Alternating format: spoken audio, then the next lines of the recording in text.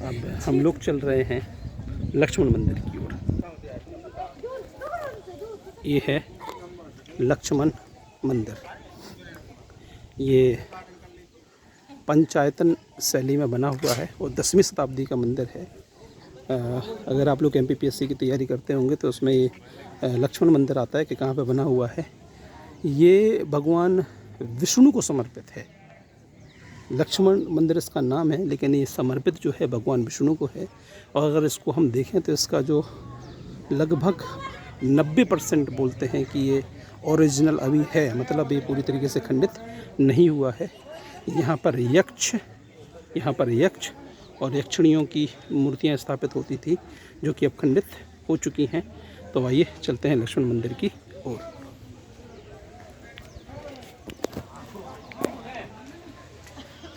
यह है लक्ष्मण मंदिर। तो बहुत बड़ा टेम्पल कॉम्प्लेक्स है, मंदिर कॉम्प्लेक्स है। और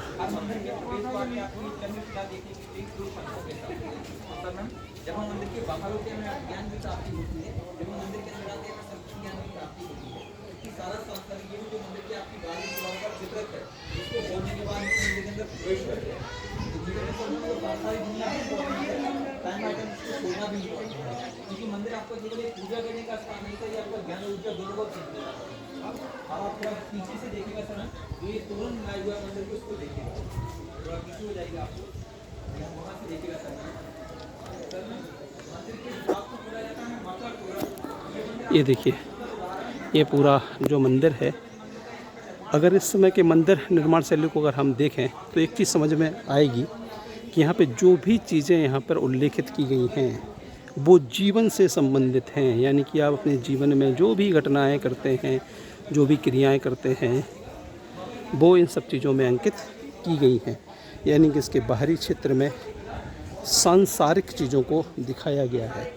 और ये जो खजुराहो मंदिर है, इसमें अगर हम देखें तो इसमें पूरी तरीके से जीवन की चीज़ों को उल्लेखित किया गया है, जिसमें आपकी सारी क्रिया विधि दिखाई गई हैं। ऐसा बोला गया है कि अगर आप यहाँ पे आएँ तो आपको केवल जीवन जीना नहीं है, जीवन जीने की कला, जिसे आर्ट ऑफ लिविंग बोलते हैं, उसको भी यहाँ पर समझना होगा।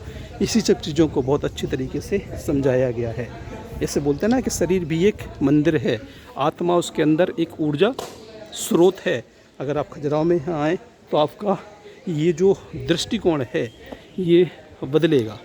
इसमें बोला जाता है कि शरीर सिर्फ हमारा भौतिक है, शरीर हमारा क्या है, एक भौतिक माध्यम है, और हमारे शरीर की जो आत्मा है वही ओरिजिनल प्रिंसिपल है। तो अगर आपको जीवन जीना है तो जीवन जीना मतलब क्या है? अगर आपका शरीर खुश है, आपकी आत्मा खुश है, आप मन विचार से खुश हैं, तब आप जीवन को जी सकते हैं। और ऐसे व्यक्ति को मंदिर जाने की कोई आवश्यकता नहीं है। अगर इनके आप चित्रों को देखें तो यही व्यक्ति के सांसारिक जीवन के चित्रों को यहाँ पर अच्छे तरीके से अंकित किया गया है। ये देखिए, पूरे अच्छे तरीके से चित्रों को अंकित किया गया है। जो भी चीज़ें हैं इसमें देवी देवता, मनुष्य, यक्ष, उनकी क्रिया विधियों को दिखाया गया है, जिसमें दिखाया गया है कि उनको जीवन कैसा जीना है। और इसका जो उद्देश्य है वो उद्देश्य ये है कि इन्हीं सब चीज़ों को आप अपने जीवन में समाहित करें, और इसी तरीके से अगर आप जीवन जिएंगे तो आपके जीवन में भी असीम शांति आएगी। यानी कि आपको अपने जीवन से अशांति को हटाना है। अशांति मतलब जो भी आपके जीवन में दुख है, उस दुख को आपको हटाना है।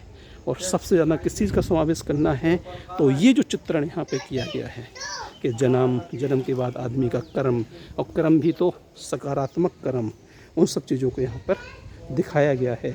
तो जो भगवान विष्णु हैं, जिनको पालक बोला गया है, लक्ष्मण जो कि भगवान राम के बहुत बड़े सहायक थे, शेषनाग के अवतार थे, उन्हीं के नाम पे भगवान विष्णु का ये मंदिर समर्पित है, जिसमें पूरी तरीके से भौतिकताओं को प्रदर्शित किया गया है, पूरी तरीके से सामाजिक कृतियों को प्रदर्शित किया गया है। तो ये है लक्ष्मण टेम्पल, लक्ष्मण मंदिर। ये देखिए, पूरे के पूरे चित्र यहाँ पर उल्लेखित किए गए हैं। ये देखिए पूरे के पूरे चित्र यहाँ पे उल्लेखित किए गए हैं। और इसकी आप ऊंचाई देखें तो मैं बिल्कुल आपको नीचे से दिखाते हुए चलता हूँ। इसकी ऊंचाई बहुत अधिक है, यानी कि आपको दिखाने के लिए सर बहुत ऊपर तक करना पड़ेगा। जो इस्लामिक आक्रमण यहाँ पे हुआ वहाँ पर इस स्थापत्य कला को तोड़ दिया गया था, जिसकी हम लोग भी आलोचना करते हैं। किसी कृति को तोड़ा नहीं जाना चाहिए, लेकिन उन्होंने पूरी की पूरी संस्कृतियों को तोड़ दिया है।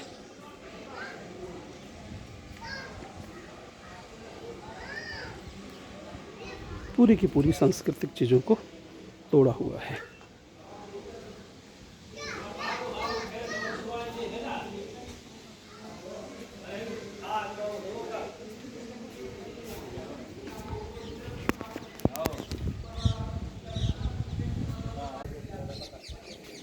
इन मंदिरों में अगर आप बाहर आप देखें तो सांसारिक जीवन का चित्रण किया गया है,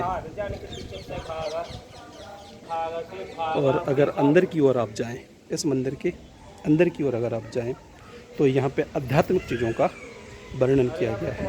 बोला जाता है कि मंदिर जब आप आते हैं तो इसमें केवल भौतिक शांति के साथ मानसिक शांति भी प्राप्त होती है, और इसमें आप उस ज्ञान को प्राप्त करते हैं जो ज्ञान आपके लिए आवश्यक है। तो इन्हीं सब चीज़ों को उल्लेखित करते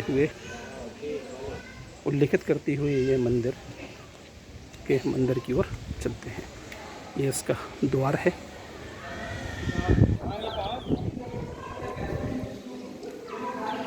और ये द्वार है, ये पूरी तरीके से इसको वर्णित किया गया है। और अगर इन मंदिरों को अगर हम सुबह की समय आप देखें तो इन मंदिरों का जो निर्माण है वो इस तरीके से किया गया है कि जो डायरेक्शन है ये पूर्व की डायरेक्शन है, ये जो डायरेक्शन है ये पूर्व की डायरेक्शन है, और पहली जो सूर्य की रोशनी होती है वो इस गर्भगृह पर पड़ती है। अगर यही मंदिर आपका शिव या शक्ति का होता तो आप इनकी जगह पर किनको देखते? गंगा और यमुना को। ये भी आपका इस पर हिंदू कल्चर है सर। अब यहाँ पर आप देखिएगा जो गर्भगृह का प्रवेश द्वार होता है, प्रवेश द्वार का ऊपर वाला हिस्सा होता है सर, उसको बोला जाता है ललाट बिंब। ललाट बिंब आपकी माथे का बीच का होता है जहाँ पर तिलक किया जाता है सर। तो जो मूर्ति आपकी ललाट बिंब के बीचों बीच रहेगी सर, वही मूर्ति आपकी अंदर रहेगी। मतलब कोई अगर मेडिटेशन कर रहा है, यहाँ वहाँ बैठा है, तो उस मूर्ति को देखकर वो अंदर कॉन्सेंट्रेशन कर सकता है। यहाँ पर सर अलग अलग अवतार भी दर्शाए गए हैं भगवान विष्णु के, जो पुराने मंदिरों में आपको बहुत ही कम देखने के मिलते हैं। यहाँ पर आप अलग अलग अवतारों को देखिएगा सर। गाइड पूरी तरीके से चीज़ों को समझा रहा है।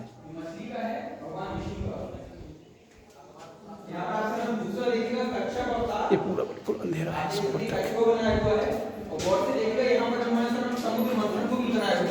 प्राचीन मंदिरों में आपको समुद्र मंथन देखने के लिए बहुत ही कम मिलता है। यहाँ पर आप तीसरा देखिएगा बड़ा अवतार सर में हेड आपका बड़ा का है, जमीन ईश्वर का है, बाकी मूर्ति खंडित है सर। में जब मंदिर की आपकी दोबार से खोज हुई थी तब करीब 2 इंच की काई की प्रति जो संपूर्ण मंदिर पर खड़ी हुई थी, क्योंकि आपके ढकी हुई थी जंगलों में 400 वर्षों तक। उस काई को हटाने के लिए इन्होंने छैंदर पटोरी का इस्तेमाल किया था। तो आगे दौरान जो भी आप खंडित मूर्तियां देखेंगे ये आपका सफाई का भाग है, ये आत्मकालीन नहीं तोड़ी है, उन्होंने संपूर्ण मंदिर को ही नष्ट कर दिया था। यहाँ पर आप चौथा अवतार देखिएगा नरसिंह अवतार। मंदिर के अंदर की सारी जानकारी गाइड उपलब्ध करा रहा है, जो कि विष्णु जी के धर्म और उनके जन्म से संबंधित कथाएं।